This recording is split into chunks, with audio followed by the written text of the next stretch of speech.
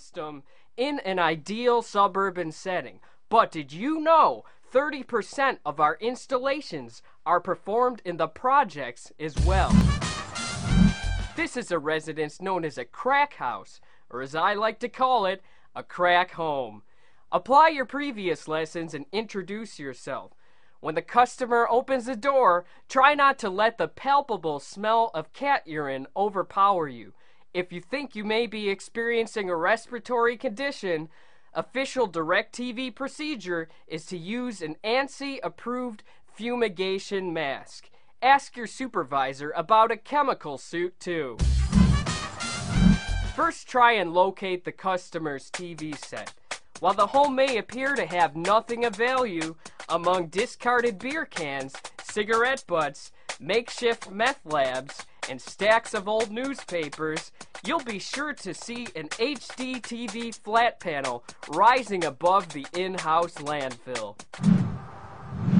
In this rat's nest of cables, you'll find an endless maze of Y adapters, splits, patches, duct-taped exposed wires, and a dangerously thin extension cord powering most of your customer's home. The first step before you plug a receiver into the customer's equipment is to use a simple tool known as a receptacle tester. If the light turns red and it bursts into flames, get out of the house immediately. They don't pay you enough for that. When you're wiring the basement, you may encounter a hoarder-style collection of rubbish. While the room may seem impassable, a simple process will get you through even the toughest obstacle course. Put on the approved enhanced boot covers to protect from hypodermic needles, fecal matter, and other biological hazards. Next time, we'll learn 10 ways to kill a man using approved RG6 cable. Yeah, there you go. Proof that Derek manages to have some free time on his hands, although not that much. Oh, by the way, it's worth mentioning, I do have the Skype line open, meaning you can Skype me on the user account, Truesdale Show, if you feel so inclined. Anyhow, it's sort of a general all-purpose nerd night we're having here. Yeah, thanks. Now, I like how I can tell Sam appreciates some of the stuff on that, meaning you just don't know what you're walking into. Where you would think on some homes, it's like, you know what to expect. Here's the electric meter. Here's the proper ground setup and all that. But I mean, some houses, it's like you just walk in and you're like, whoa, who's been working on this thing?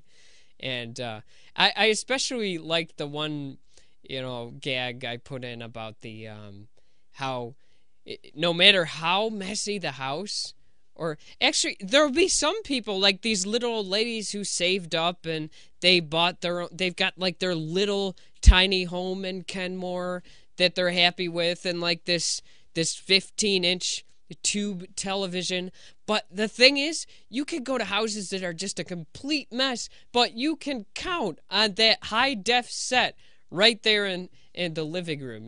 The same people who are getting heating assistance and all that stuff, they somehow, and healthcare or whatever they need, they somehow find the money to buy that flat panel television and all that. So yeah, that's how that goes. And I'm sure a couple of the people here have seen all kinds of houses in their line of work, which, I mean, on one hand, it's kind of interesting, and it makes the day more just less boring, because everything is different.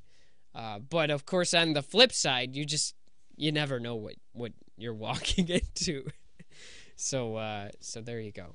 Yeah, and all just in humor.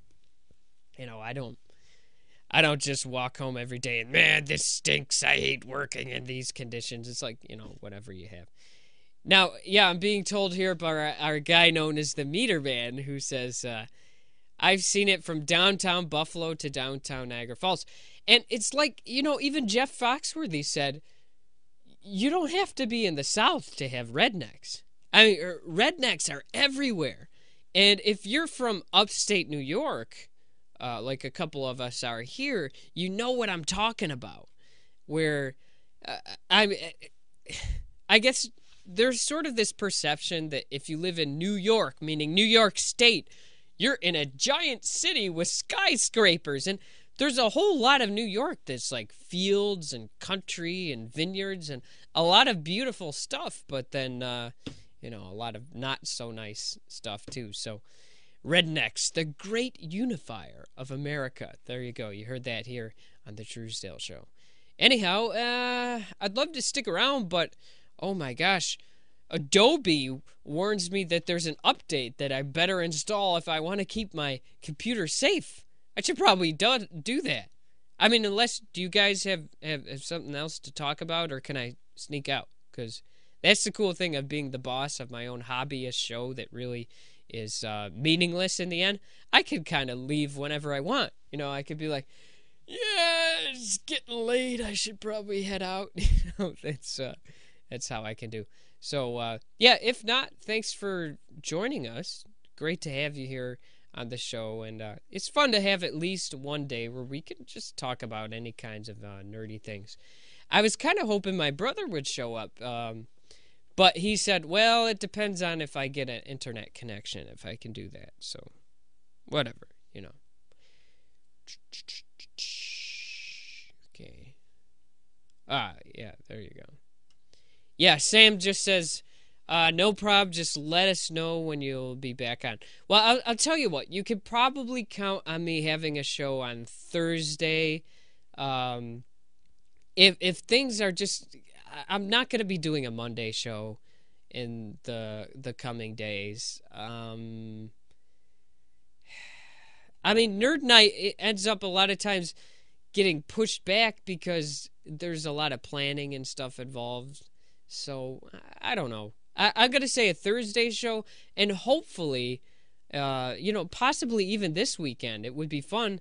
We can have movie night live on a weekend, which I've always thought would be kind of neat for the Truesdale Show, to have a movie night Friday or Saturday. But I actually surprise myself sometimes how much of a life I end up having, where a lot of times I actually have something to do on Fridays, which I know everybody else does too, which makes me a bit reluctant to have movie night on the weekend, because sometimes, I mean, you're out having fun and I'm like the last thing you would ever think of, and I get that. So, yeah, it's sort of a debate thing I've been having, but it would be fun once in a while, wouldn't it? So, check out the Twitter feed to stay tuned.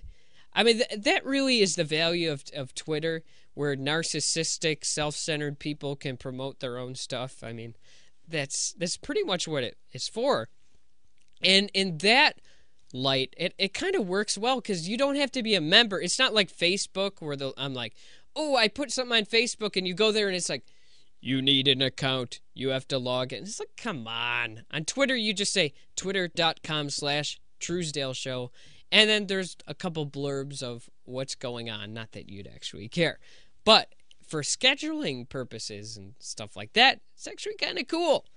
All right, folks, Mr. Clifton, you want to pull up the outro music so I can get out of here? Oh, he already left. He was done with this show a long time ago. Can't really say that I blame him. Anyhow, I'll see you next week. Maybe Wednesday, maybe Thursday. It's all up in the air at this point. But, always fun to hang around with you guys. And I really do appreciate when people show up and watch the show, even if it's a small, little, cozy crowd. I really do appreciate having people here, because if it wasn't for you guys, I'd be talking to myself, and I really mean that. And I'm not really that fun to talk to myself. I mean, I'd have to, start doing a puppet show or something. It would get kind of weird. I mean, it'd be fun maybe for 5 minutes, but after that, it'd be like watching Charlie Sheen live. You know what I'm talking about? Not really that exciting. So let's hope that people continue to watch the show so I don't have to stoop to those levels. Anyhow, see you next time on the Truesdale Show. At some point, at 11 p.m. Eastern. That's normally when we start the show on select days. So stay tuned.